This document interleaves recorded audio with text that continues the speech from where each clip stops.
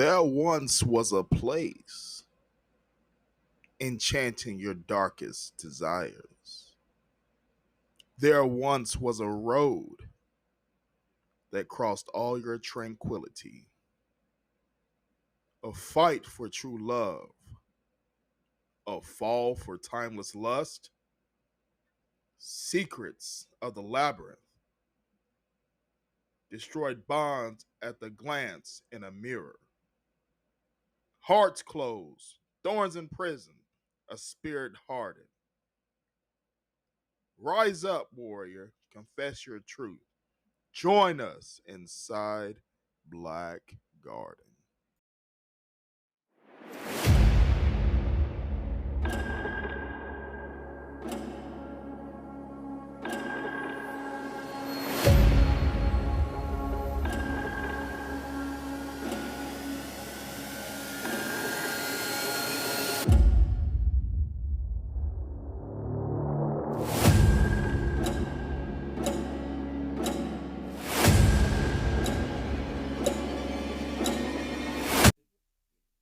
Good afternoon, and welcome to the Korea Dominion podcast with your host, Dominion, and welcome to episode 5 of season 2 of the Black Garden. Welcome again. This is going to be the Sacred Unions Faith, Therapy, and Love panel.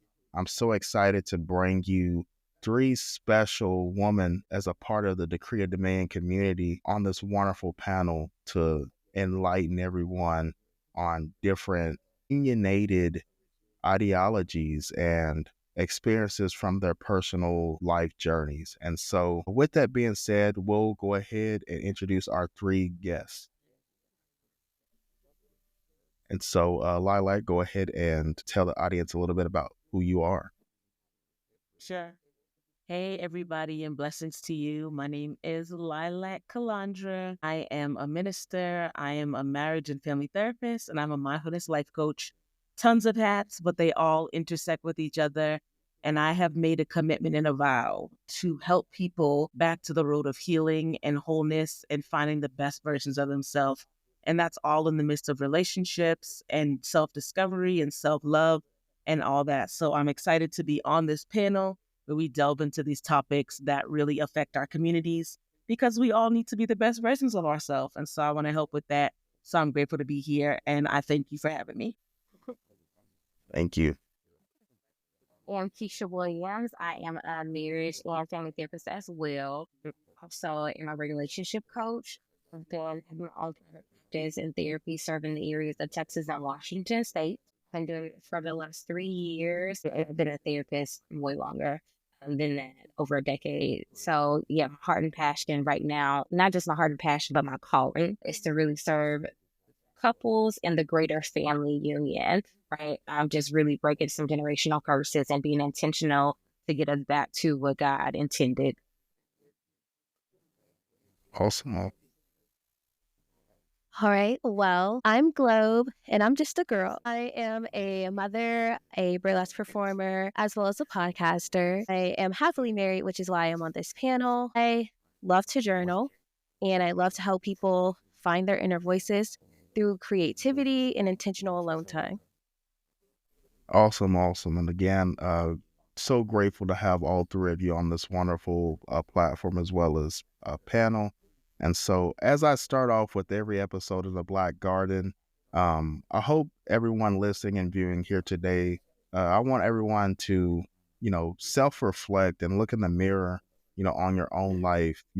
Everything that's said here today, every background may not resonate with you.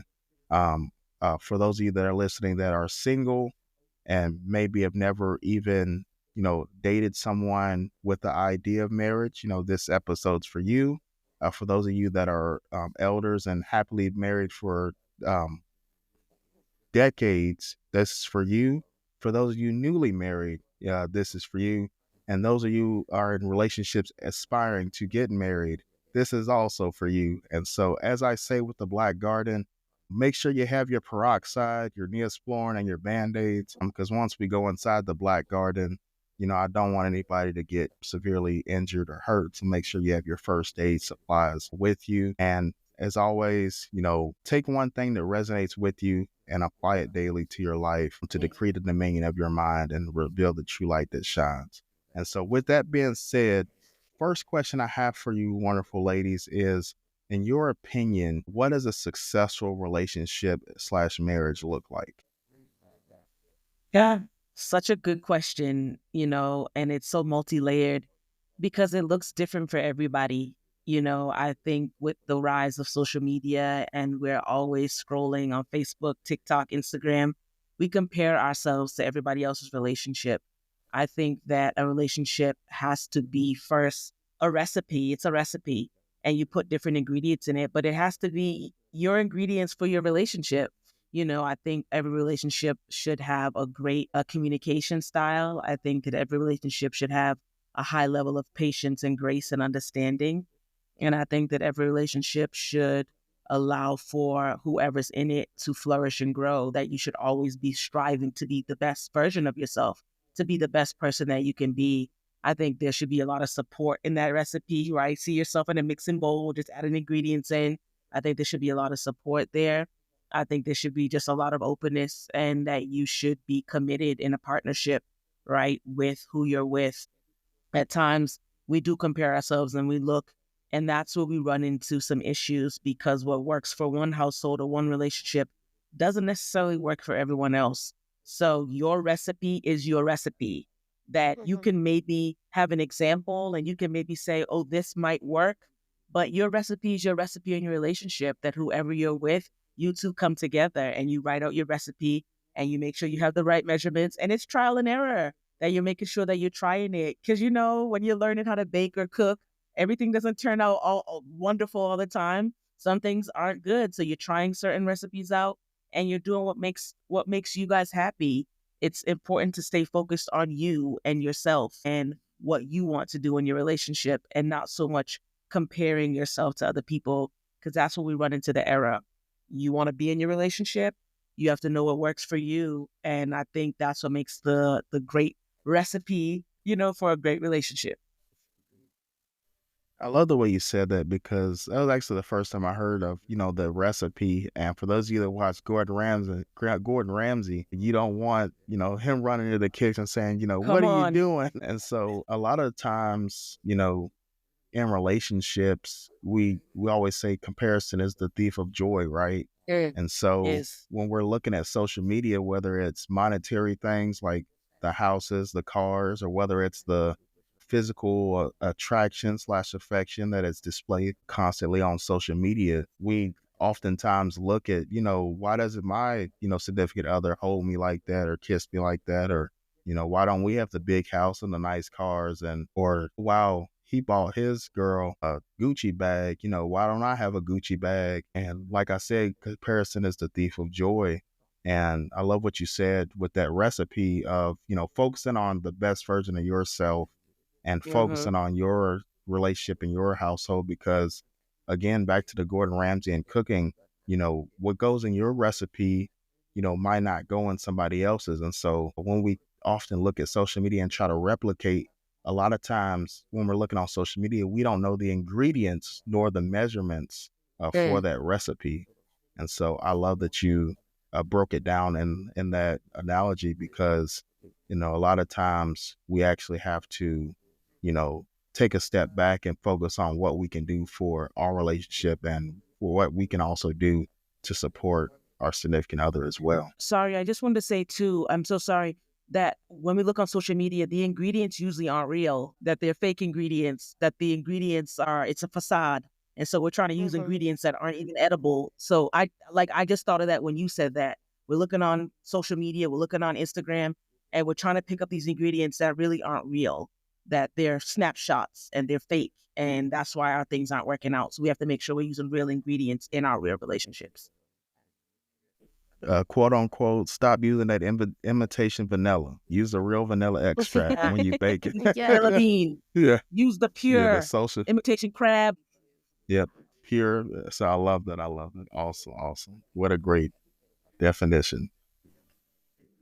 Yeah, I love that too, sis. That's good. And I love the measurement piece, right? Of like, hey, you might need some of what they have, but you got to measure it to your portion, right? What's relevant for you. For me, in my opinion, I would say the biggest thing that creates a healthy relationship is, or a good relationship, long lasting, is one that's built on purpose, right? I think when wholeheartedly buy into this, when two people join their lives together, there's a greater calling on their life, there's a greater calling on their union. And when you're moving to serve that purpose in the earth, you move differently, right? The things that other people bicker about, you like, look, we got to get past this because we got work to do, right? For the kingdom, period. Right. So I think that is vital for couples to figure out, why are we together? What purpose do we serve in this earth? Right. Because I may have some strengths and you may have some strengths, and our job is not to compete with one another, but how do we work together to solve or to create or to complete what have you? So that's one huge thing that I kind of buy into. The other thing that's huge for me personally is vulnerability. You ain't gonna have no good relationship, no long lasting relationship if you do not have vulnerability, period. Right? If you are joining your life to become one with someone, you better be able and willing, and I'm going to even see it like this, you better desire to be vulnerable with that person. Because if you're not, there's no authenticity there. That shows me as a marriage therapist, that tells me that you don't really trust that person. And if you don't trust them, why are you committing your life to them? So those are my two big things. Wow, that was so powerful, so powerful. And Very. what it reminded me of is a sermon I heard about a couple months ago, and it said you can't accept a role and reject a responsibility. You That can't part. accept a role and reject the responsibility. And I love what you said about it, reminded me of that when you said about purpose, because again, back to the social media thing, a lot of times we have these one night stands and these quick Sneaky relationships, or links. these relationships that are based on a monetary or social status gain, and we have no purpose. And so there's great books out there, Start With Why, The Infinite Game, there's some great books. But just with the relationship piece, making sure that, you really look in the mirror and ask yourself, why am I dating this person? Why am I married to this person? For those of you that are married, why? And then even if you've been married a while, if you're listening and been married a while, go back to what made me go to K Jewelers, buy a ring and propose to this person.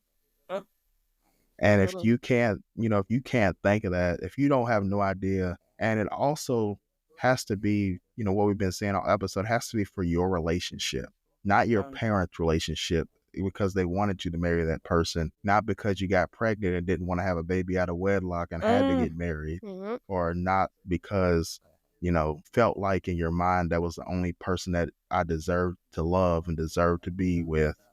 And so you really have to, again, like I love what Keisha said, you really have to be rooted in your purpose and your higher calling for the relationship in order to, progress and be successful. Because we see it all the time in sports, we see it in life. You'll see somebody that, wow, that person, they had just had a family member that passed.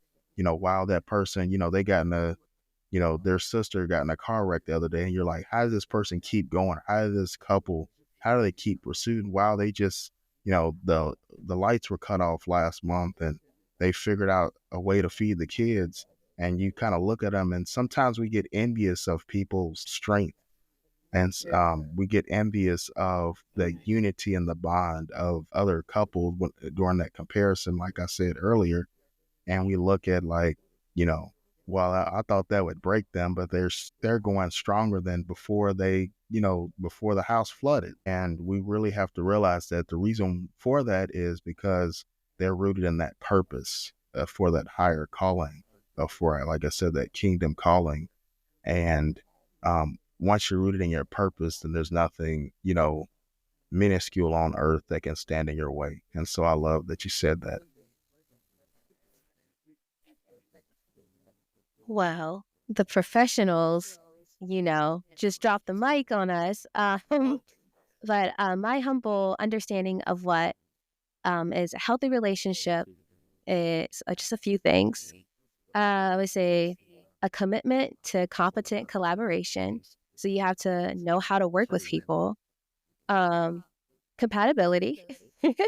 Those are the two things, compatibility and accepting that things are always going to change. And in order to be good at any of those things, you have to understand who you are. I have moved cross country and just lived a life. And so I've just collaborated with a whole bunch of different people, whether it be creatively or platonically. And I've just realized the most chaotic situations are with people who are confused about who they are.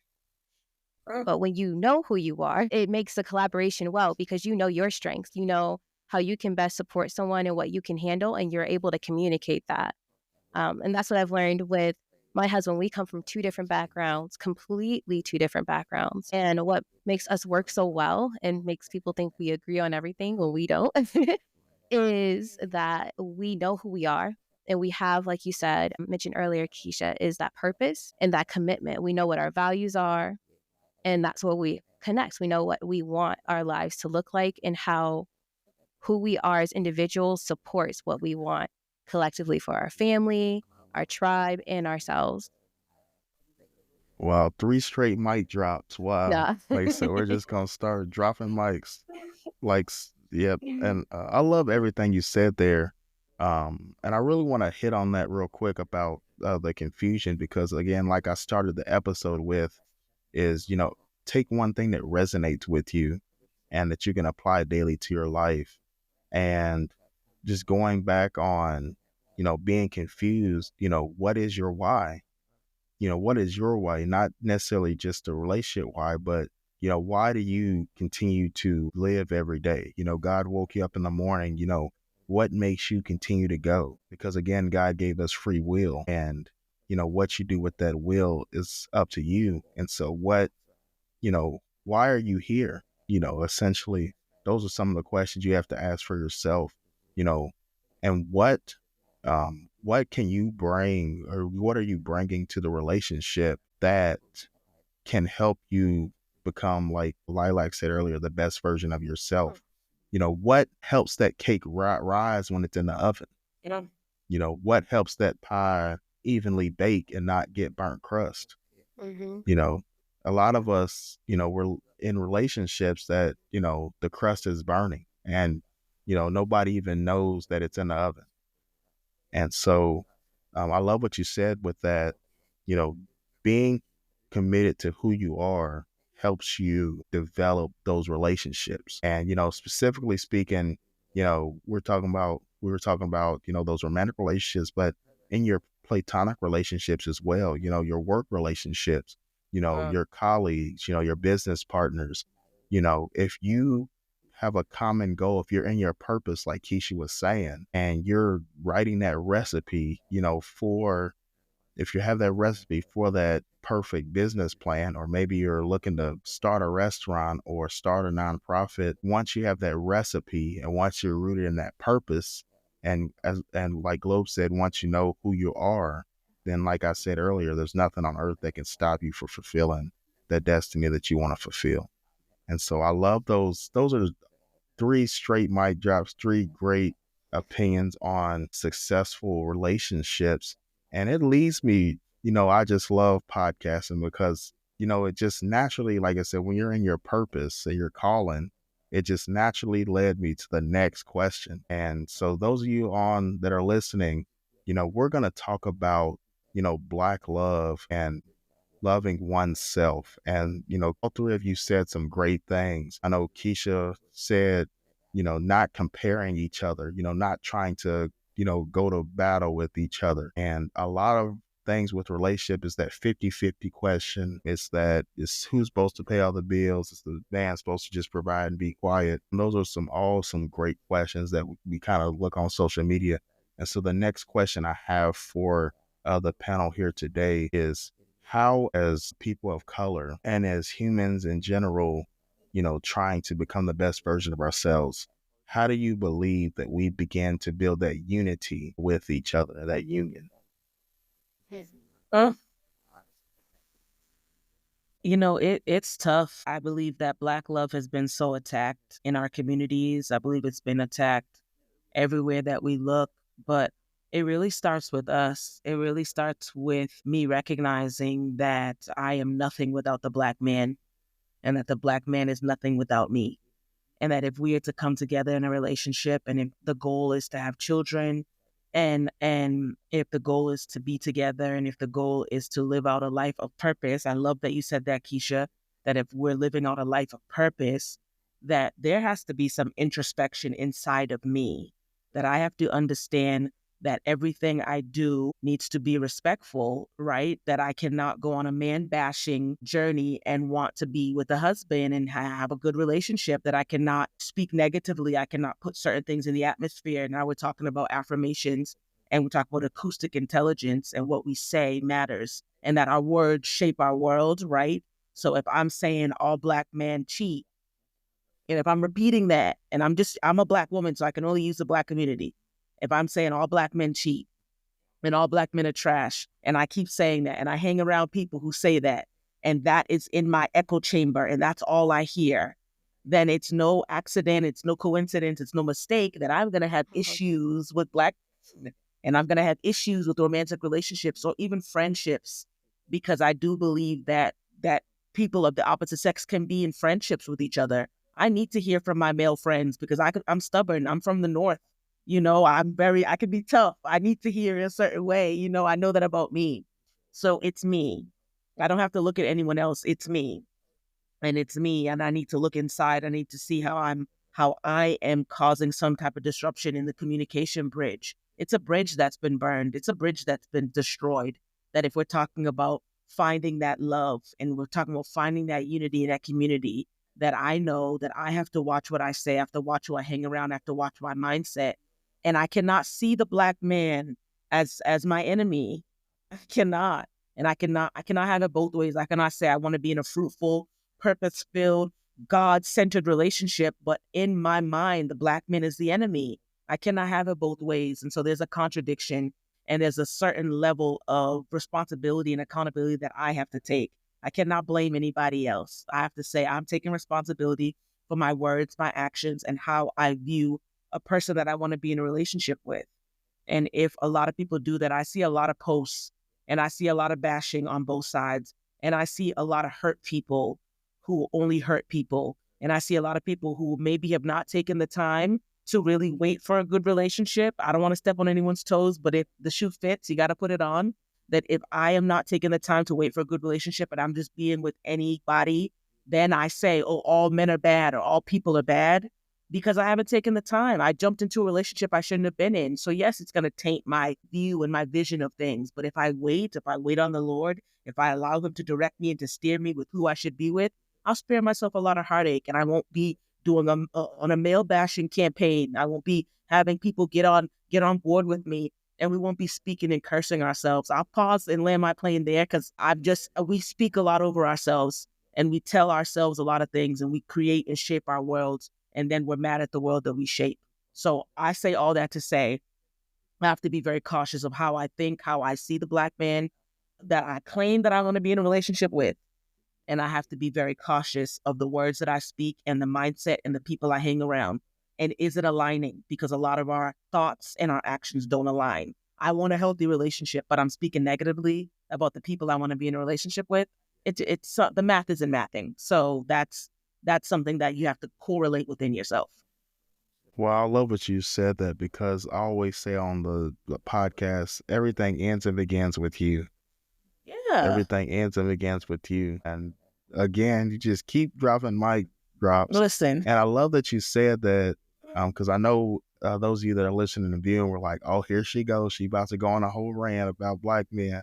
And she said, wait, it's all ends and begins with me. And again, it's all about what you say to yourself, in the mirror. You form your confirmation bias. And what that means is, if I say everybody around me is wealthy, I'm going to be wealthy. One day you're going to be wealthy. If I say all my friends are broke, they never want to do anything in life, don't want to go anywhere. They always say that you're the average of the 5 people you hang around the most. And so if everybody broke, then guess what? You're broke.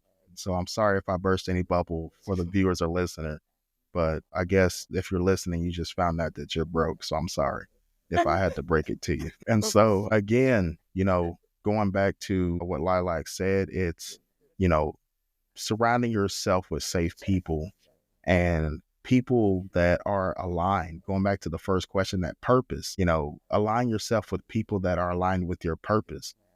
Like in her case, if your purpose is to, build a successful relationship with a Black man, then if all Black men suck and they're all cheaters and they're all liars and they all hit women and do all these things that social media tries to portray, then by default, you're just not going to have a good any man, because what I've learned is, if you say, even if you take the race out of it, a man is a man. And so all you're doing is portraying that same ideology onto other men. And so if you begin to date a man of another race, then you're like, well, um, now all men cheat because, that's, and so it's like, well, and then you kind of justify your own false narrative and that false contradiction, like you said. And it's like, oh, well, since all Black men cheat, I tried to date these other men of different races and they cheated on me too.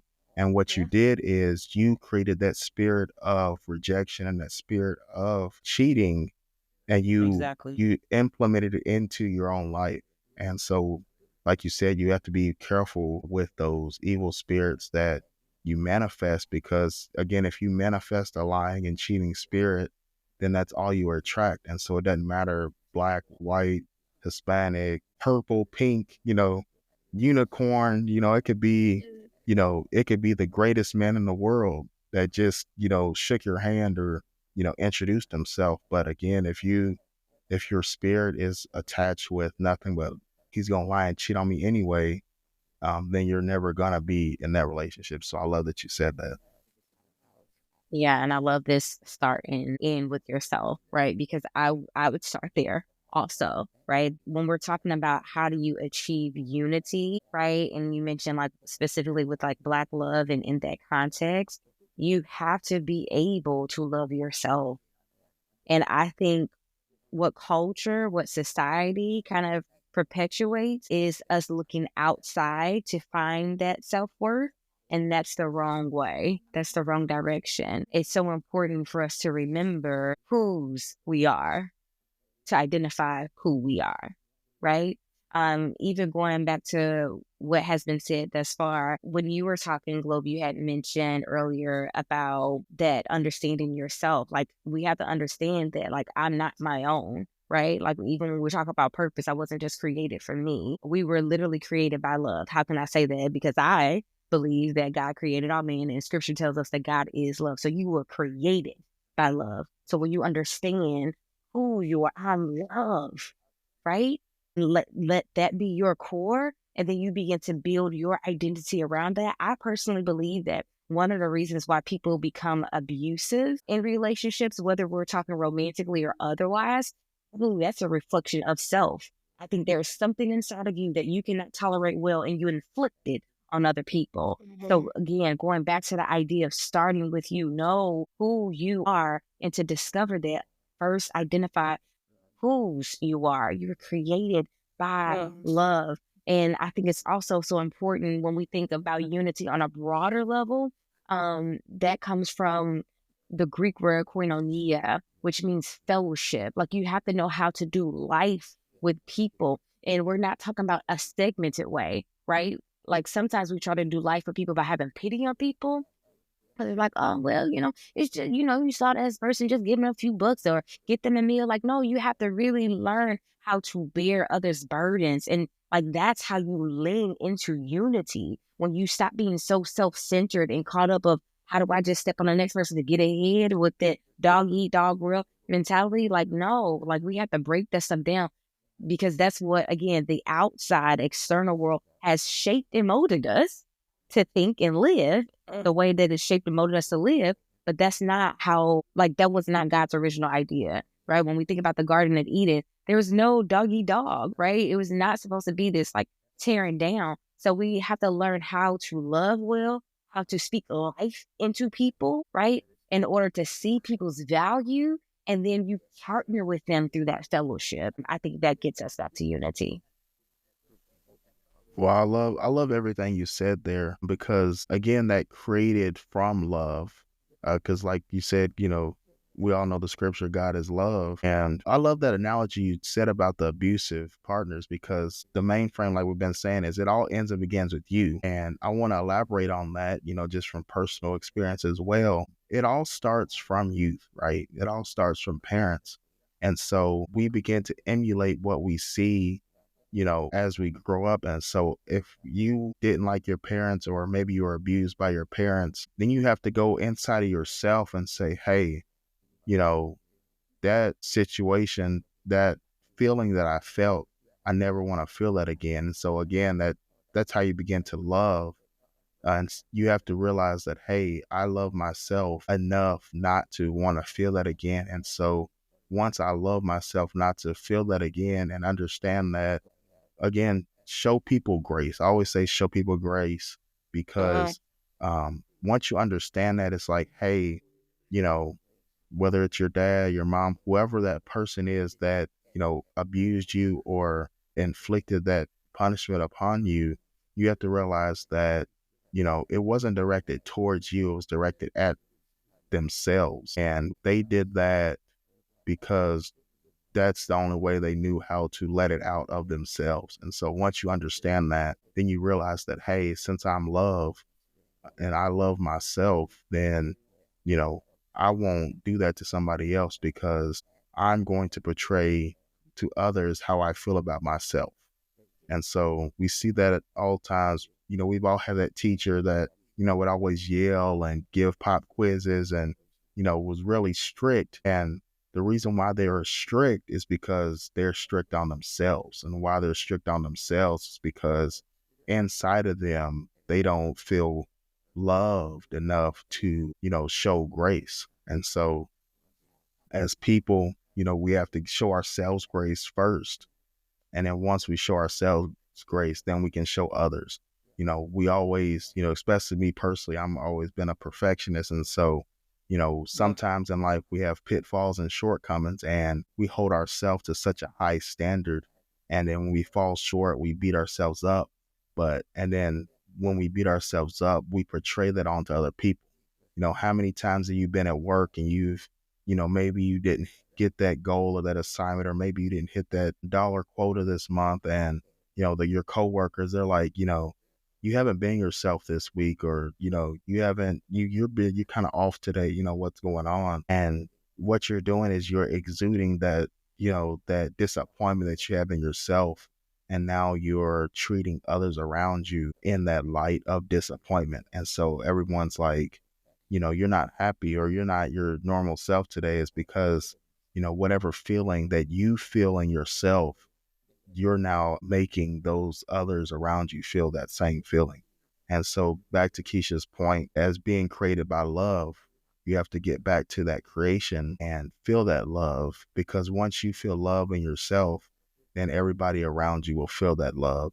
And we all have, again, as you're viewing and listening, I just want you to think of somebody in your life, whether it's family member, friend, coworker, that person that you just love being around, that person that you could have somebody die tomorrow and they'll be right there to lift you up. I want you to really think about that person and realize that, that person loves themselves, and they exude that love onto you. And I want you to really think about and really talk to that person, get to know that person on a different level if it's not somebody that's super close to you, and really pick their brain. I always say knowledge is power. I love every day I'm always learning something different about somebody's story or journey. And I love applying that, daily to my life and, also the people that I come across. And so I just encourage everyone just to look at, that's the challenge for everyone here today is, look at somebody that you love being around and really understand how they live that way. Mic drop. You guys said so many great things that I went on tangents with my friends and husband about. One, and this is probably radical, one radical thing that I think, correct me if I'm wrong, but I feel like you all are alluding to this with what you guys have been speaking about.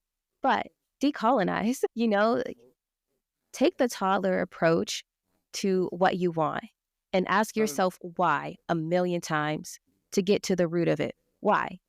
I gotta have a man who paid the bills. Why? Why? Who told you that? Why are you convinced? How is that going to make your life better, really? Because once you get to the root of it, you'll realize sometimes, most times, that's not even a script you wrote for yourself. Somebody else wrote those rules. And that's why you do. I'm not a divester, but my husband is a non-Black man.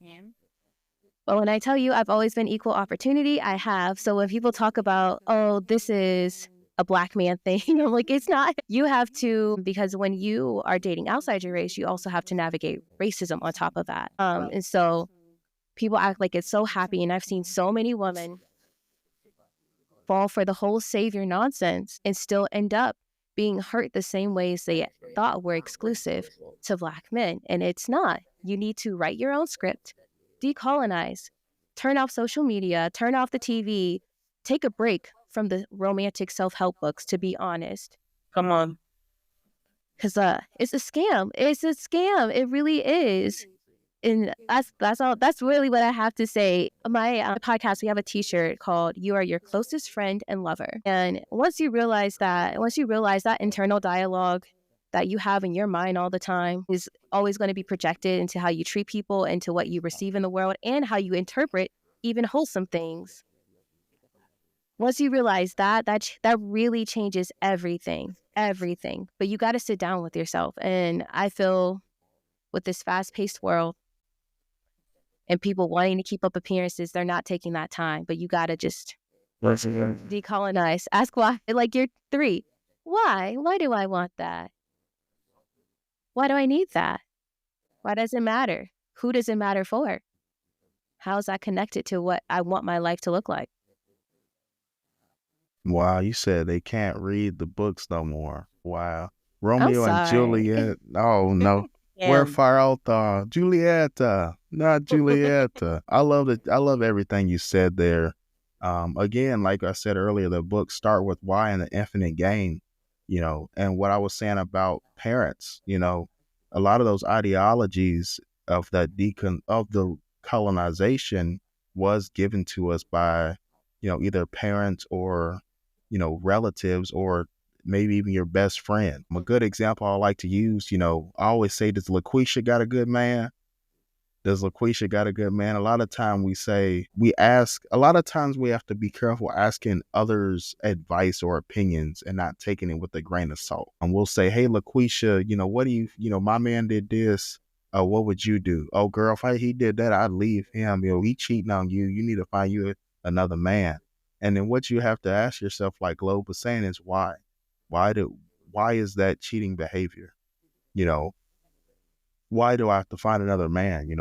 Why don't you have a man? A lot of times we're afraid to challenge those closest to us, especially parents, right? I'm going to say, hey, when you grow older, get your 9 to 5 and just marry a man so you can have kids. Why do you want me to get married by the time I'm 25? Why do you want me to have kids so early? Do I want to have kids early? Do I even want kids at all? Why do I have to marry a man with money? Who says I need a man to make 6 figures? Did society say that? Did Facebook say that? Did my auntie that, got divorced at 6 months because she wasn't supposed to marry that man anyway? Is she saying that? Those are some of the questions, we have to ask. And a mentor I had always told me, before you listen to people, look at their fruit on the tree. Look at their fruit on the tree and understand that, there's a lot of people out there like what Globe said about those self-help books that just talk. They just talk and have no fruit on the tree. You have to be careful. I finished the New Testament about 3 weeks ago. I'm reading the Old Testament and the book of Joshua now. And one thing I learned about the New Testament, especially books Peter through Revelation, is, the false prophet. The false prophet is the anti-Holy Spirit for those of you that are spiritual. And so what that means is just that, there's a lot of people that, will speak as if they have and if you're not spiritual, if you want to take, just look at it like this, a lot of people speak like they have your best interest at heart, and they have their own, separate agendas. And don't even care about you at all. They just want you to put you where they think they want you to be, just so they can manipulate you into not achieving what you want to achieve. And that's most apparent in marriages and relationship, because again, marriage is the ultimate sacred union, like the title of this episode. And so how the enemy can break the sacred union is you break the people. And once you break the people, now you have a union that's broken. And once the union's broken, then you don't have a union. And then you have nothing that's sacred. And there's no, like what we've been saying the whole episode, there's no faith, there's no love. Because again, if God is love and the enemy breaks the union, now you have the opposite of love, which is hate. And that's what runs rampant on social media. You know, a lot of this that's on social media is those false prophets spreading hate. Hey, you know, like I love Keisha's analogy earlier, is that garden, why not eat the apple? You know, why not eat the fruit? You know, what you mean he don't want you to eat the fruit? If you don't eat that fruit, you'll be out. Actually, if you eat the fruit, you'll lose 15 pounds. You know, I'm just going to break it down in some things that, you know, current society says, you know, if you eat the fruit, you know, that man's going to love you. He's going to stop cheating. You know, if you eat the fruit, you know, that man that you saw at Kroger that makes six figures, that's a CEO, he's going to leave his wife for you. That woman with the big butt that you just saw walk across you, she's better than your wife. She gonna give you that daughter that you wanted. And it's just different things like that those false prophets that we see. And it's podcasters, YouTubers, you know, you just have to take everything with a grain of salt and just watch who you see speaking. Because again, like Globe said, throw those, you know, put those self-help relationship books, you know, put those on the back burner and really look at your self-help relationship book. The book is yourself. The pages are the life that you live every day. Yes. And the ink on the paper is that purpose that God had for you that we were talking about. And so you are your own book, and the life you live is those chapters. And so with that being said, one other question that I want to ask, how has your faith in God and your faith in general led you to your success within relationships?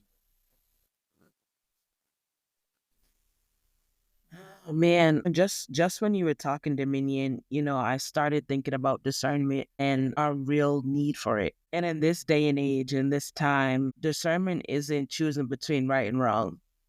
It's choosing between right and what appears to be right. And so when I think about faith and success in relationships, my parents got divorced when I was 11 going on 12, right? So that led me down a very dark road of maybe I'll never get married. Maybe it's not, you know, in his will for me to have children and all that, to be in a good relationship. So it really took the anchoring of my faith in knowing myself. You know, when you talk about the self-help books, I'm like, the self-help books don't work because we don't know ourselves. And so when we know ourselves, then we can say, okay, this I can take, this works for me, this doesn't. But if we are not anchored, like I said, and if we are not rooted in our faith, and if we don't know that his plans for us are to prosper us and not to harm us, if that scripture, if those words, if all those things written in those 66 books and beyond, if those things aren't tattooed on our hearts, if those things aren't rooted in us, then we really don't know that it is the plan for us to be in good relationships, right? And not just romantic, but platonic and business, and just in good community and in Ubuntu, right? Like I'm on the continent of Africa where everybody works together and you're coming together and you're like, I don't have this, but I know you have it, so let's come together. When I look at my faith journey and having to really recognize and understand that I was called to be a wife and I was called to be a mother long before I was a wife or a mother. And I had to walk in that journey, and I had to know that I have to stay on this path and I have to trust, because my parents got divorced. So marriage looked broken for me. And sometimes, you know, the relationships between parents, it was like, what's going on? So I have to trust in the Most High. I have to say, I need you to direct me on what you want me to do because I'm out here blind and I need to be blind because that's true faith. Because it's we can't see, and so we see best when we close our eyes in faith. And so when I'm like, I need you to tell me what to do, I need you to direct me, I need you to give me encouragement and strength, so that I know that I am purposed to be in a good relationship in whatever capacity that I want to be in it. I needed that community. I needed to be rooted and anchored in something, and not just some random thing. I needed to be rooted and anchored in God. That I needed to know that this was the plan and the purpose, and that I needed to carry it out. And I needed to be very aware of the boulders in my life that had happened and the trauma in my life that had happened that could potentially knock me off the path that I know I was destined to be on. And it just took me being aware. And even when I'm talking to clients, I'm saying the same thing, right? Where things happen to us, but we have to make sure that when we're on the path, we're watching out for the boulders and the things that could trip us up and the things that are thrown in front of us to purposely trip us up, right? We know that we have this life and this life is full of troubles. You know what I mean? That's what we're guaranteed. That's what we know, you know, but we are with and we are in faith and in community and in communion with the one who has overcome the world. And that's what keeps me going. That I know things have happened and I know that I've experienced things, but when I'm talking about a relationship, that I know that I'm destined to be in good relationships all around, that I'm not going to let my trauma, my hurt, my shame, my guilt, all this pain, all this rejection and abandonment, I'm not going to let that come in and infiltrate and misdirect me from the path I'm supposed to be on. So my faith is an anchor. It's my map. It's my guide. It's my GPS. It's what holds me steady so that I know that when I'm walking on this path, the winds blow, the storms go, shoot, the waves rage. I know that I'm on this firm foundation and I can't be knocked off because this is my path and I'm staying on it, and I want to help other people stay on it too. Good Claude and mercy. Good. I love Don't everything get you me to said preaching. there. You're right. Amen. I like preaching. And so I love everything you said there, because everything we've said thus far in the episode, it reminded me of what I learned just 2 months ago. And I love that you said you already knew that you were called to be a wife and a mother. And what I realized is that the spirit of rejection is real. I love that you said that and what I learned is that a lot of people that don't love themselves, like, again, we're created from love, and a lot of people that don't know what they want and don't know who they are, they get into those relationships and they bear children. And if you reject yourself and then have kids, your kids are automatically feel rejected. And so the spirit of rejection, that seed is planted from youth. And I love that you said that the sacred union of marriage was broken at 11 or 12 because that spirit of rejection was planted inside you. But what you said is you had the discernment and the awareness to break it and to go back to how you were created in that love and realize that this thing, what I felt, is not of God and it's not of love and it's not what I want for my life. And it goes back to what Globe said earlier, is that, again, throw those books away because they don't work. Throw those books away because they don't work. And also, again, know who you are and know what purpose you have. Because, again, that spirit is, the opposite of what is actually what you're trying to achieve. And so if you really look at life in a scope, if you just look around, you see a lot of rejected people. And they're rejected because they reject themselves. And if you really look at just life on earth, I know we were talking about social media earlier, today's society is designed for rejection. Everything in life is rejection. You just fill out that credit card application, accepted or rejected. You try to get the house, accepted or rejected. You try to get that car, hey, you've been accepted or rejected. You try to get in a relationship, accepted or rejected. And so a lot of us, they have that seed of the spirit of rejection planted of it since birth. And so you go throughout your whole life, with that seed of rejection, and then everything within life on earth, is seeded in whether you're going to get rejected or accepted. and you keep on carrying that. And if you don't, again, like Lilac said, begin to, go back to yourself, and it all ends and begins with you, and really love yourself, then you're always going to be rejected.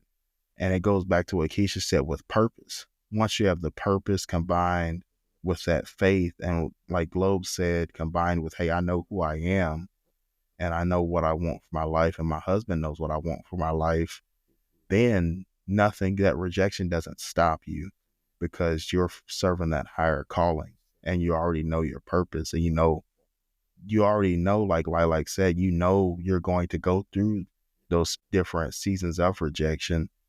And so it doesn't affect you, and it allows you to stay strong and firm in your relationship. That's I love it so much. When I think about how my faith has led me to success in relationship, I really think about how God has taught me to look more like Him. So the way I understand marriage, I mentioned before that marriage is God's idea, right? Also hold wholeheartedly to the truth that marriage, and what makes it sacred, in my opinion, is to be a reflection of our relationship with Christ. So when I think about that and wrap my faith around that, right, my understanding of who God is and how He pursues me, how He loves me, it really checks me to grow to look more like Him in my marriage, right? Like, we know that Scripture says that husband is supposed to love the wife like Christ loved the church, and the wife is to respect that man, right? And I think about, like, okay, how does God do that, right? How does God love? How does God show respect, right? And the way that Scripture explains respect is a reverence, right? It's like an honor, not of like, oh, should have put my head down and do what you say. No, it's like a honor, like, kind of how you were saying, like that you knew before, because there was a calling of like, no, you were created to be a wife.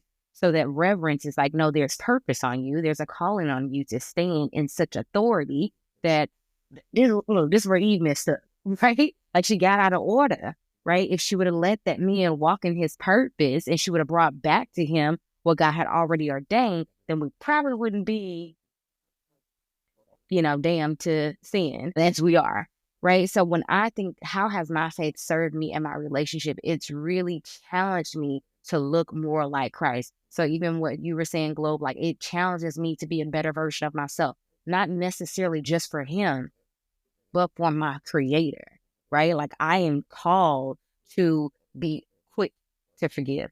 I am called to love well, that First Corinthians love. I am called to embody patience. I am called to pursue understanding, because Scripture tells me to be slow to speak and quick to listen. I got 2-to-1 ratio. I got to work here, right? Let me slow down. And what you said, make it make sense. Run it back one more again, right? And then let me speak my piece, right? So that's how I think my faith has really challenged me to have success in my relationship. It ain't always been easy. She's been married almost 15 years. It ain't always been easy, right? But I think that's where my faith really challenges and calls me up, right? So through that, I'm called and challenged to walk in humility. And as I do so, I'm able to do what you said, brother, where I can give my husband more grace. When I realize how much I need grace, I'm like, all right, let me be slow to be mad at you. Because when I think about how God is patient with me, and I'm supposed to look like that to you, all right, it's okay. You do what? It's okay. I got grace for you. So that's how my faith helps me to just walk maturely in my relationship. I love that you used that Eve analogy, because again, when she brought him the fruit, if he would have used that 2 ears, again, well, what you mean fruit? And for those of you that don't know, that's how the story of how pregnancy became so painful and the menstrual cycle started, is because, that was God's punishment for, disobeying them and eating the fruit. And I love everything you said with, again, that grace, because a lot of times, it goes by with simple stuff. It's like, oh, he didn't wash the dishes. Going back to what Globe said, ask yourself why. Okay, why didn't my husband wash the dishes? Hey, babe, why didn't you wash the dishes? It could be, hey, I was working late from work, or, I honestly just forgot. Oh, you honestly forgot. Again, like Keisha said, show grace. Okay, it's fine. How about this? Let's wash the dishes together. Now you have, again, that knowing who you each other are, and actually communicating and getting to the root cause of, the problem, you just realize that, oh, it wasn't even a big deal. It was just a simple, lapse in judgment. And then you can go on about, okay, well, let's both do the dishes. Now it's resolved. The dishes are done. Now we can go about and fulfilling our purpose. And, again, I just love also that, with, having that relationship with God and, emulating that with each other, a lot of times we don't hold, you know, ourselves accountable as much as we do our significant other. And, we can forget to wash the dishes, or we could, I don't want to, like I said, in the black guard now, I told y'all to bring out Band-Aids, but we can talk to other men at work or other women at work. But if I catch my spouse looking at somebody at Kroger, even side-eyeing them, I'm going off. Again, those double standards, like Lilac said, those contradictions like she spoke of earlier, or, I can buy the Gucci bag and use our savings account and not tell my husband. But if he tries to buy them Jordans at that sports game, what you mean you went and bought them new Jordans that just came out with your own money or with our money? Again, it's just simple things where, like I mentioned earlier, those false prophets say that they're okay. You don't need your husband's permission to go get that Gucci bag. Go on to the outlet store and get it. And again, that just shows lack of trust and lack of communication, like that we've all been speaking. So I love that you said that.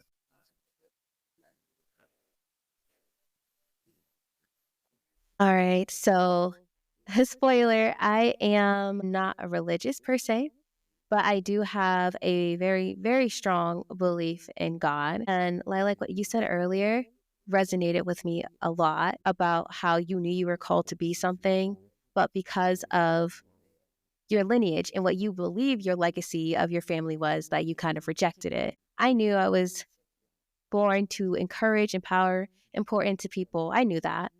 But because I had seen my parents both got divorced twice, like each of them. So I was like, there's just no hope. I don't know what functional looks like. And so I used to always say I'm a butterfly. I come in, I'm dazzling, I spread some awe and joy to people, and then I'm on to the next. Like I just never believed that I could be tethered to anything until I was pregnant with my daughter. I never imagined being a mom. That didn't, I tried to avoid it. And, when I was debating what I wanted to do, the responsibility, I never felt that level of responsibility in my life, ever. And so I had to go right back and say, yes, you are called to do this, but the way you've been doing it has been draining you, because that's not what it's supposed to look like. This is what it's supposed to look like. And so it made me have to really get real with myself. And I always go back to that. My purpose is here, and God will never have me lacking to fulfill it. I just have to stay in tune and in sync. But yeah, that's the summary, because I can have an essay on that. But yeah. Awesome. I love that you said that, because again, it's about, like Lilac said earlier, that, that mindset of discernment and knowing hey, I need to course correct. And so, hey, let me ask God what he wants me to do. Hey, this is the way you've been doing it. Like I said earlier, jokingly, before we started recording, move your boat to the right so you can catch them fish. Hey, that's one way. That's the false prophet way of how to, get what, have kids or do what you're called to do. This is my way of doing what I called you to do. And so let's just shift the boat to the left and let's get on the right path. And so I love that you said that, because again, it's about, hey, knowing yourself and knowing what you don't want sometimes. And what you didn't want is, a life of non-purpose, a life of unfulfillment. And so, hey, let me, hey, can you order my steps in your word in order for me to, go about that path? And also be one thing that has been said that hasn't been directly stated here today is conviction. Be convicted in your decision making, in your grace. And I love, what all three of you said about that is that it's not just showing the grace, but hey, I'm convicted in that decision of grace.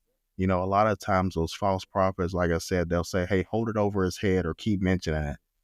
If you forgive, if you show grace, that's your be convicted in that decision. So, if you make the decision to show your husband or show your wife grace for whatever reason, then that's once you two have that conversation and it's done, then it's done.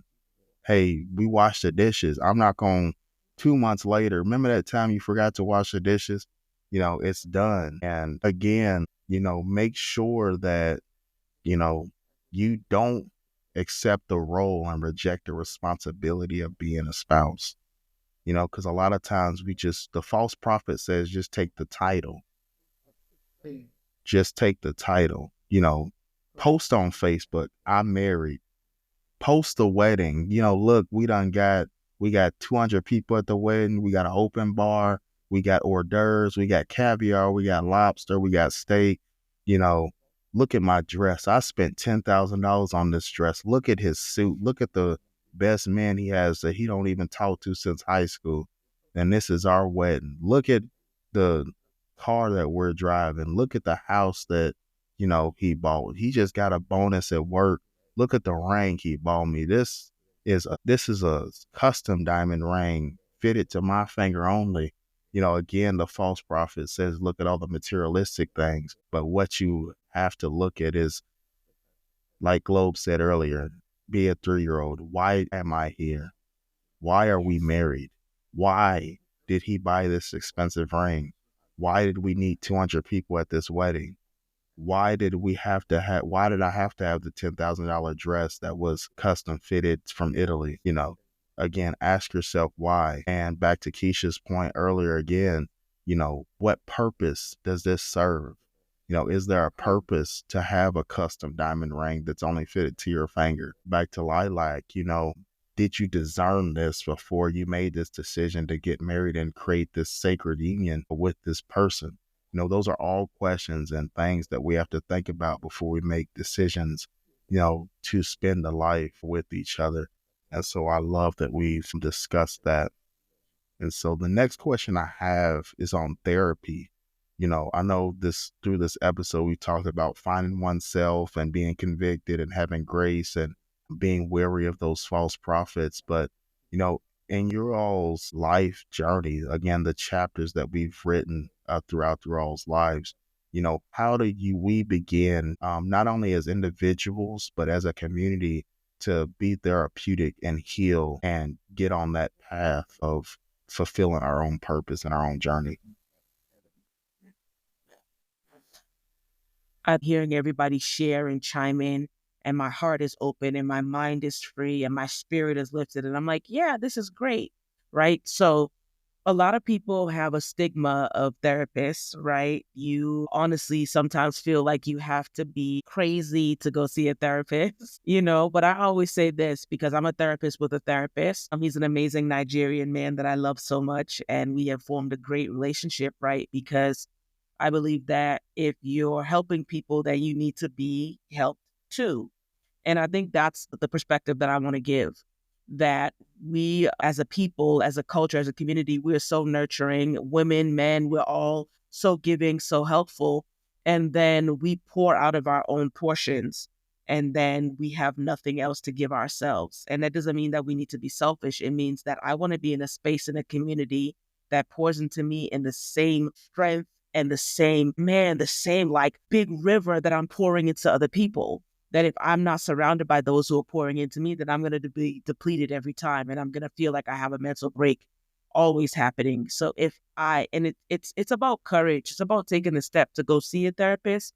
But should you not feel that right now, that you get into a therapeutic space with a trusted group of friends. I am an advocate for therapy, to go see someone who went through the grueling process of being a therapist, that you went through a program, okay, and you did an internship, and you had to break yourself down to build yourself up to be a therapist. That's just how it goes. You end up being your first client. That if you're not ready for that, that you are around a safe space of people where you are in a therapeutic space where you're able to share and you're able to grow and you're able to learn and your thoughts are able to just run free and you know you're not going to be judged and you know that you're just in a loving embrace from someone or a group of people, right? Because like I said, we as a community need to heal together, that we do not heal best individually, that it's when we come together. And oh, Keisha, you're going through that, and Globe, you're experiencing that. Oh, Dominion, you're experiencing that. And this is what I'm going through. And we'll find ourselves in lock arm, in lockstep, all healing together. So therapy is key in our communities, especially with relationships. Therapy makes us accountable. Nobody wants to be accountable, right? I have a podcast. It's called More Than a Hashtag. It's talking about the ugliness of healing, that behind the curtain that we have to really heal. No one wants to be accountable. No one wants to look in the mirror and say that I'm really experiencing this issue and I'm really going through this. But with therapy, it makes you look at the mirror. It's like Jesus Christ. He is our mirror.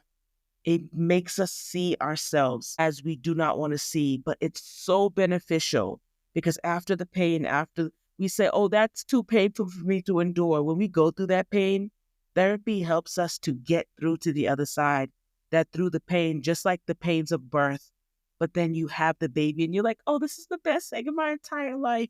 But when you're pushing that baby out, you're like, get this thing out of me. And you're mad at the person who made you pregnant, and you're mad at the midwife, and you're mad at the doctor.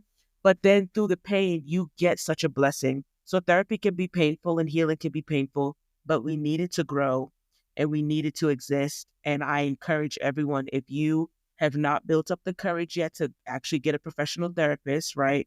Pushing you towards that, absolutely. But get into a therapeutic space where you can grow and you can heal because, again, we heal all together.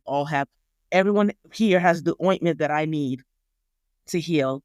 And I have the balm that everybody needs. And when we rub up against each other, we hug on each other, we love on each other, then we're all able to heal together.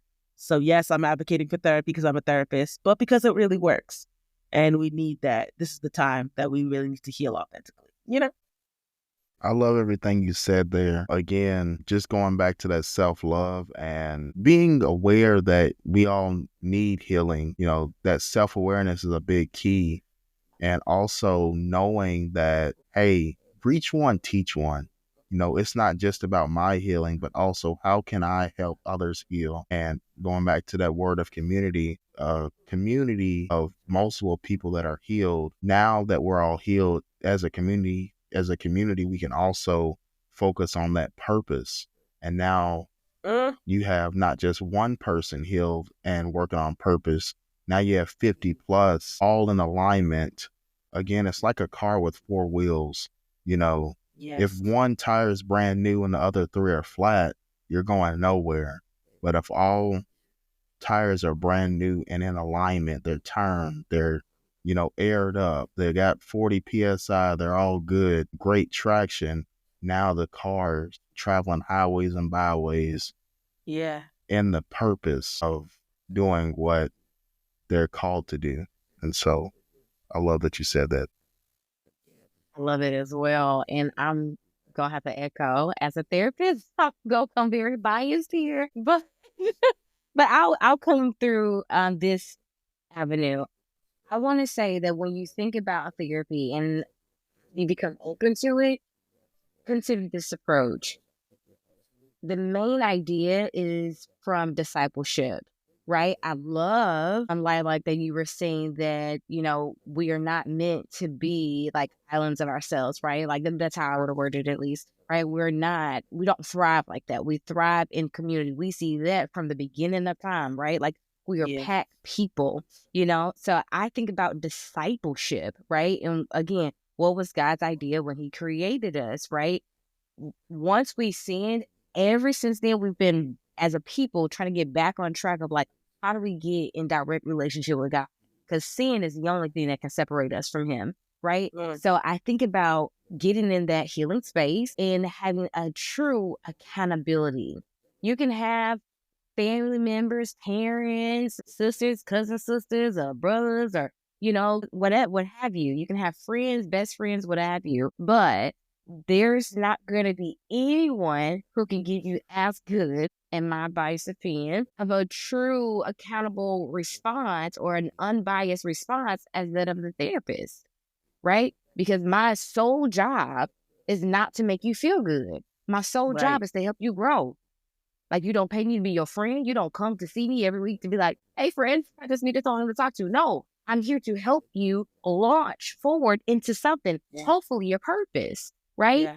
So I think about discipleship, which is rooted in that purpose, in that track of getting back to pure, genuine connection and relationship with Christ. So when you think about, like, how do I grow in my relationship with Christ? Well, what the Bible teaches us is that you have fellowship with other believers, right? So when you can open yourself up to that type of community, and now you can direct that towards, okay, well, let me get a trusted individual. Because let's say you've had some trauma in your life where you're like, I don't trust people like that. And you want me to go to church and build community. You want me to go get in a group. You want me to go and do what? Fellowship. I don't know what that is. I ain't doing that. I ain't trusting the people. Okay.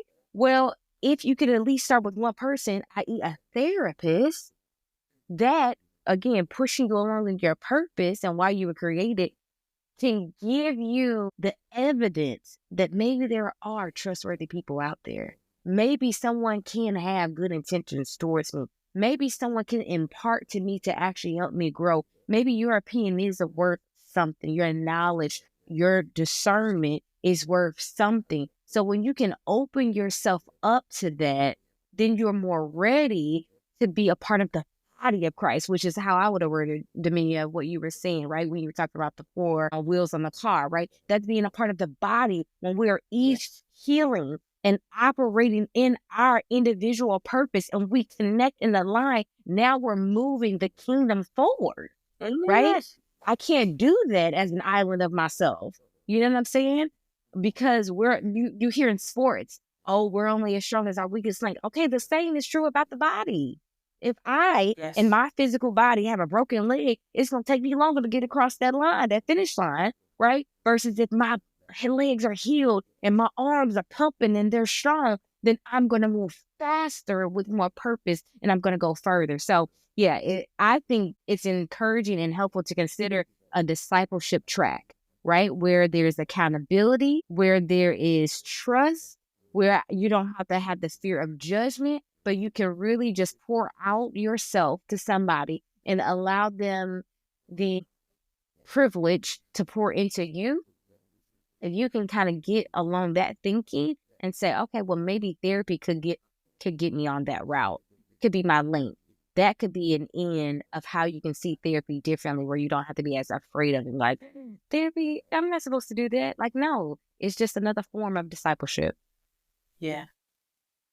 I love everything you just said there. Again, going back, I love the discipleship approach that you used, because a lot of times we try to hide knowledge and, keep everything for ourselves. Like, well, I paid, the money for the therapist and I healed and I'm just gone. And we do it a lot in relationships, not just our romantic, but also platonic. It was like, well, I'm not going to tell my family about anything that I healed from because I'm healed, so I'm good. So I'm just going to go back in my corner and, I'm going to eat my little lentils and I'm going to be all right. But again, I love that discipleship because, especially in relationships, well, if you're healed, but your spouse isn't, then now you have a car with no engine.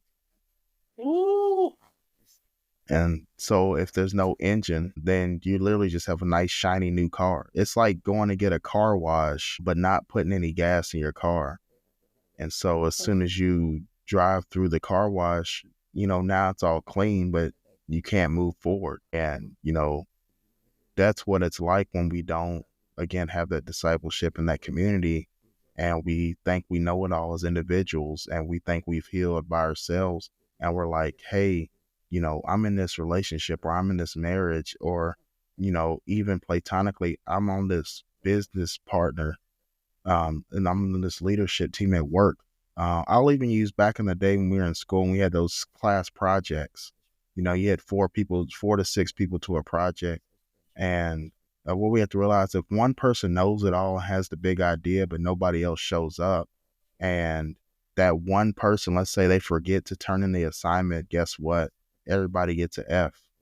Everybody fails. And so if we put on our stock, that leads me back to, again, you know, a false prophet. You know, if you're in church and you put all your faith in just the pastor, nobody else, and then the pastor messes up because, again, sin conquers all, that, you know, that's what God said. You know, that's why we have to repent. And again, no one man is free from sin, because no one man is perfect.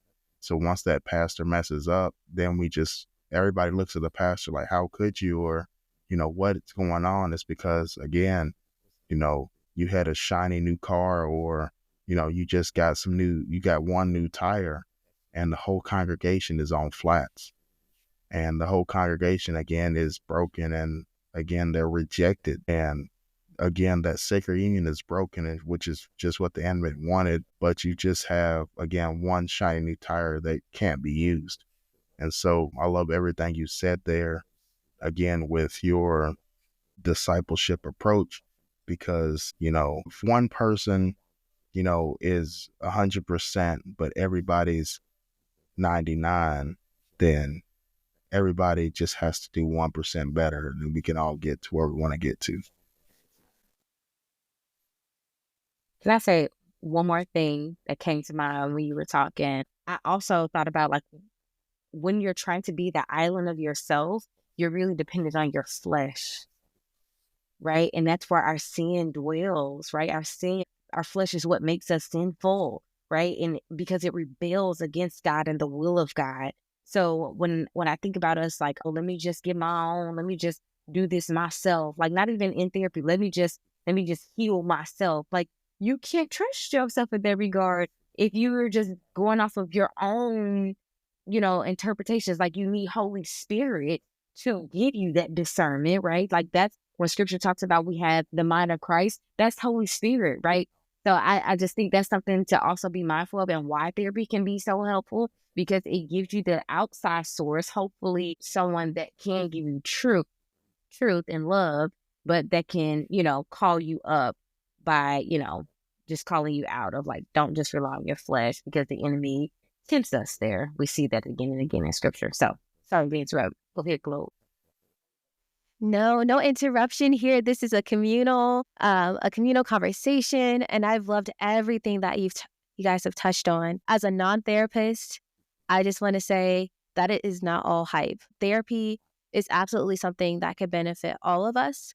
When we think about the society, it is not groomed for community, and if it's not conducive for community, then it means it is, you know, engineered to make all of us sick individually. And therapy is like the medicine. It helps you. So, I'm watching you guys, your reactions. But it's designed to help you. Even with my journaling is a therapeutic tool. So my journaling podcast, it helps us just approach topics that people like to post about without actually thinking about them before they make a comment. And so the importance of it is not so you can understand your own voice, but understanding your own voice helps you to be able to communicate and be in community with others. And I've had a lot of people ask to be guests on the show just wanting to rant. And I'm like, that's not what this is about. We're trying to show what vulnerability looks like and how that helps us to talk to each other and connect with each other, no matter what our views are or our religious beliefs are or anything, or where we are in life.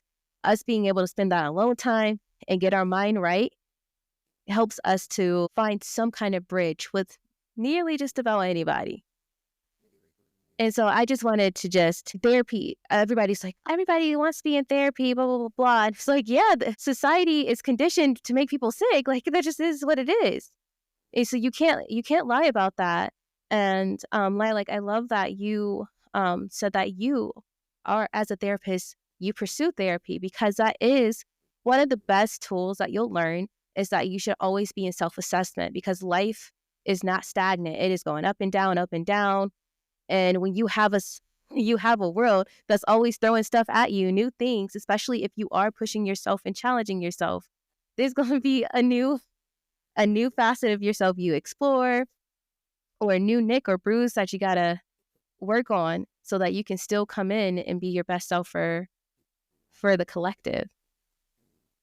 But yeah, I know people are like, oh, of course they're going to say all these good things about therapy. They're therapists. Like, but it's true. It's It's true. true. Well, no, I love everything you said there, Globe. Again, I know the tea lights who rejoice. For those of you that don't know, Verbal Tea Podcast, again, with the tea lights, a wonderful journaling podcast too.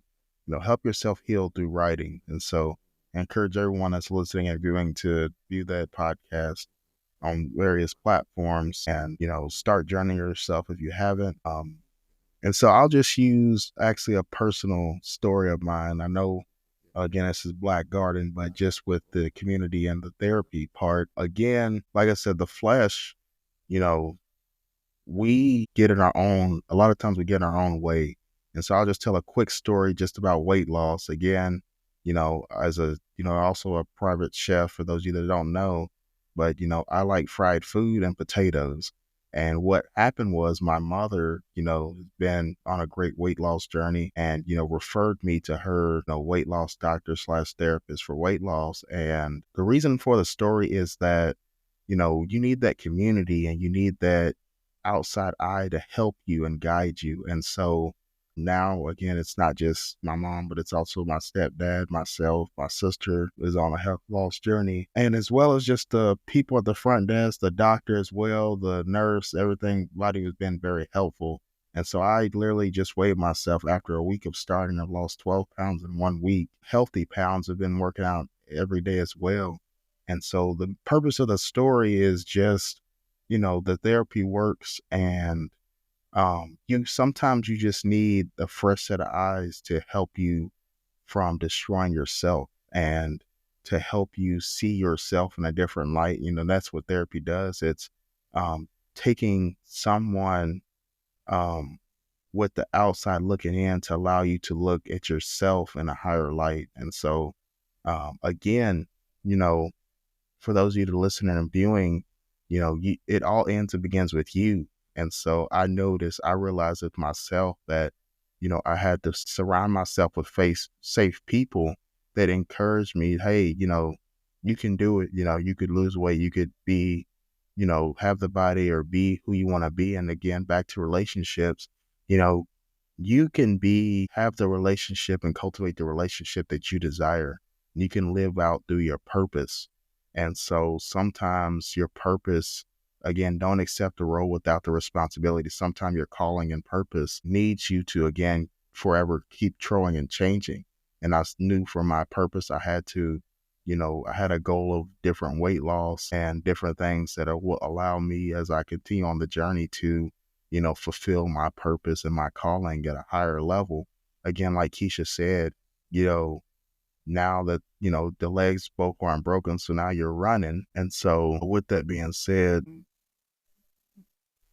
the last thing that I want to say is just, I hope everybody understands that, life is a journey. The book is the daily life that you live. The chapters are the decisions you make in life. And so with that being said, we'll go around and just share one last piece of advice that you would like to share with the audience, and also tell the audience where you're from and how they could find you. Oh man, so grateful for this time of healing and sharing and community. It's beautiful that we can all be in different spaces, but really connect on a very spiritual level. So on social media, you can find me at Lilac Calandra. That's lilac like the color. And then Calandra, which is my middle name. I also have a life coaching business called Selah Mindset, and that's going to be my final thought, that when we're talking about relationships and we're talking about navigating through life, that we provide ourselves and we gift ourselves the ability to Selah. Selah is found mainly in the book of Psalms, which is a musical book, right? And King David and the mighty genius Asaph, they wrote most of those Psalms. And as the music is going on and you hear the music and songs are being sung, there's a Selah. It gives us the point and the position to have a reflective moment of contemplation, that we've just heard so much music. If we apply that to a life, we've just been through so much stuff, and maybe we've been through so many relationships, and we've had so many issues, and so much trauma has happened, and so much pain and so much shame. We owe ourselves the ability to Selah, to rest for a moment and allow our thoughts to process so that we do not rush into something that is going to cause us to be set back further. And so that's my encouragement for everyone listening. After all we've said and all the things that I know that I've personally shared, allow yourself to sit in that moment, that you don't have to rush ahead, that the Selah is a gift that you can unwrap, that I don't have to move fast and I don't have to quickly jump into anything and no one can force me to make a quick decision, that so much has happened in my life. Just in the day, just in this time that we've been speaking, after this, I need to Selah. I need to process all that I've heard. I need to sit with all the things that have been said and allow them to think, man, not to ruminate, but that we meditate on what we've heard and that we're thinking, this I can take and this I can apply right now. And maybe I can apply this a couple of days later. So that'll be my kind of final thoughts and my closing sentiments, that after all we've shared and all the things we've thought about, and it may bring up some feelings of hurt, of abandonment, of rejection, that people who want to be in a good relationship, but you haven't had the best, time with it. And if you're in a marriage and it's rocky, and if you're in a good space, that we still need the space to Selah.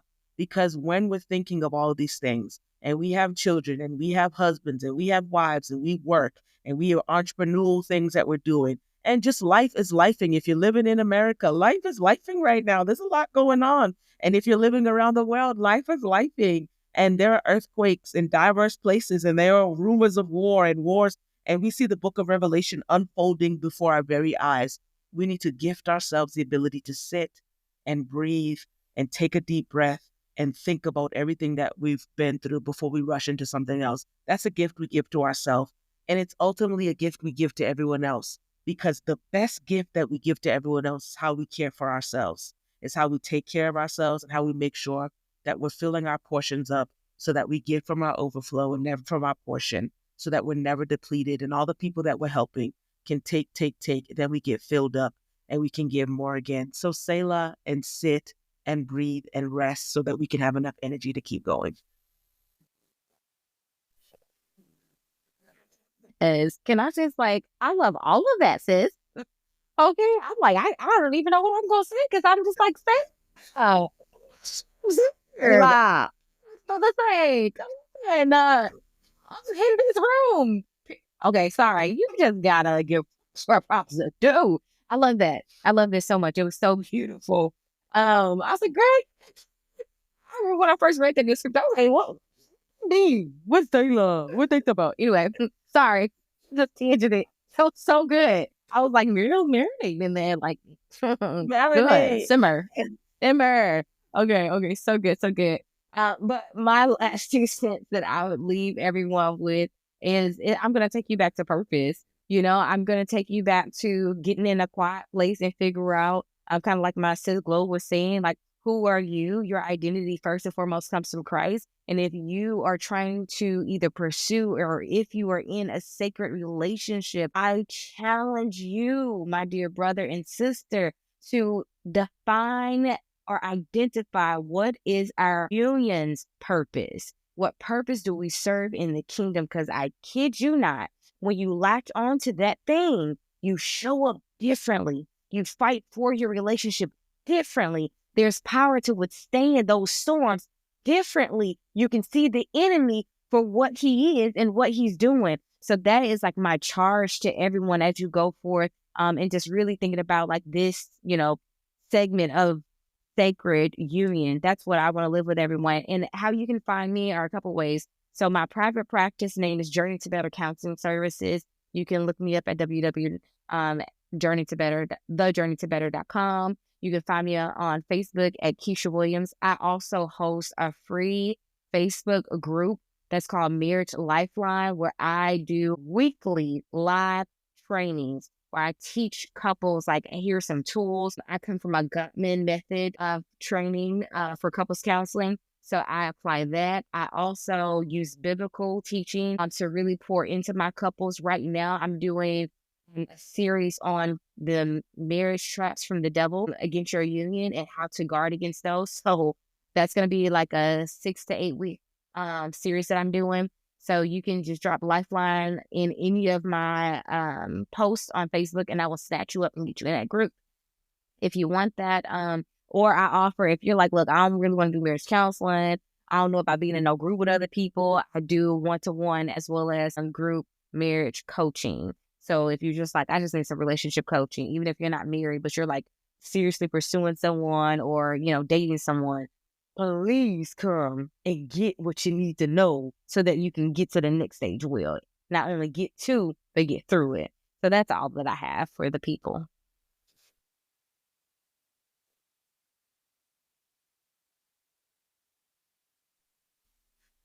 Oh man, you guys are dynamite. I kind of want to sit in a session with each of you. You guys are so great. You have poured so much into me just being on this panel. So I want to thank you guys so much for all of your wisdom and perspective. I am a hands-on learner, so I am going to just tell people when it comes to relationships, think about what you want in your life, what you want your life to look like. If you couldn't post it on social media, if you couldn't brag about it, but it made you happy, what would it look like? And after you lay that out, start to think about the choices you can make to make that happen. And just watch it. Watch it. Just watch. It's amazing. I don't like to cry on camera, so I'm gonna just hurry up and speed past this. But literally, it is amazing once you put that power back into yourself. So the scripture does, and I do believe a lot of the scripture says that God has made us in his image. And in his image doesn't mean that we're gods, but that power, that love is right there within us. So once we start speaking what we want from our lives that is connected to the purpose that divinity has for us, it's going to work. It's going to happen. But you have to spend some time with it. And I know it's so hard, y'all. I know everybody is trying to make money. And to make money, you got to make these weird appearances. But there are more currencies in life that will cover you. I promise there are more. I didn't have a big wedding. My kids have, their birthday parties in the house or at the bowling alley. But let me tell you, they are full. They are seen. I have a gifted and talented child. So let me tell you, there are other currencies than likes, virality, and fancy cars and the glitz and glamour. When people come into our humble apartment, they feel so safe and they want to come back. They want to come back. And so I just, seriously, y'all, just turn it off. That's all. What did Kendrick Lamar say? Turn the TV off, turn it off, and figure out what you want for yourself and know that what you want is what you deserve and what you can make happen. Y'all can find me at Verbal Tea Time on Instagram and TikTok, and at Verbal Tea on Facebook and YouTube. And I do have a website as well. And it's verbaltea.podcastpage.io because it is grassroots. You guys, I really want y'all, if y'all don't do anything else, I want y'all to just spend some time writing and looking at your life without the likes, without having to announce anything or taking a single picture. What would it look like? All right, that's all I got. Dominion, thank you so much for having me here with these amazing people and this amazing panel. Wow, what a mic drop. And again, I already know the first aid kids are running out. I know somebody bleeding out and they need some extra Band-Aids. I know we done probably caught everybody out. I'll end with this. Again, this has been a wonderful panel. I can't wait till season 2 of Black Garden drops, y'all. We have a wonderful lineup for season 2. If you haven't already caught season 1, I encourage you to go back and listen to season 1 to get prepared for season 2. But I'll leave everyone with this just really briefly. We've talked about faith. We've talked about love. We've talked about therapy. We've talked about, avoiding the false prophets, discernment. We've talked about so many great things. And one thing I want to end with is just at the beginning, I said, to take one thing that resonates. And also, as we've talked, is everything ends and begins with you.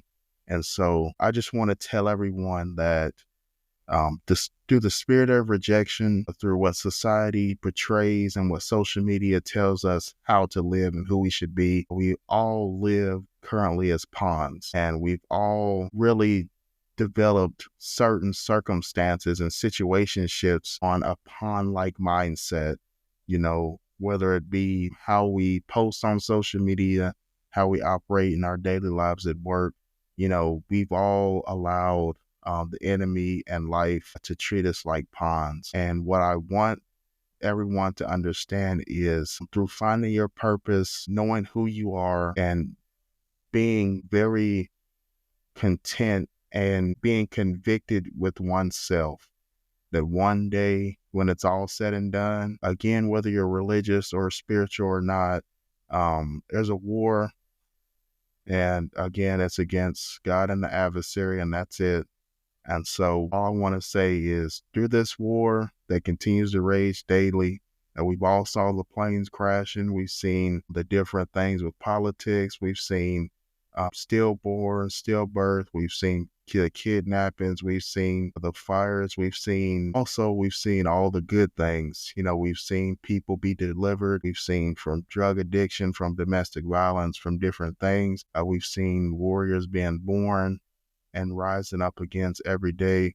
And the last thing I want to leave you is, even though life and the adversary treat you like a pawn, one day you can be kings. And I'll end it with that. And like I said, I hope everybody stops bleeding out, and I hope you get to the ER, because we are out of the Black Garden. And this has been a wonderful Sacred Unions, Faith, Therapy, and Love panel with the wonderful Lilac, Keisha, and the Globe, the feared ruler of the tea lights. And until next time on the Black Garden, thank you.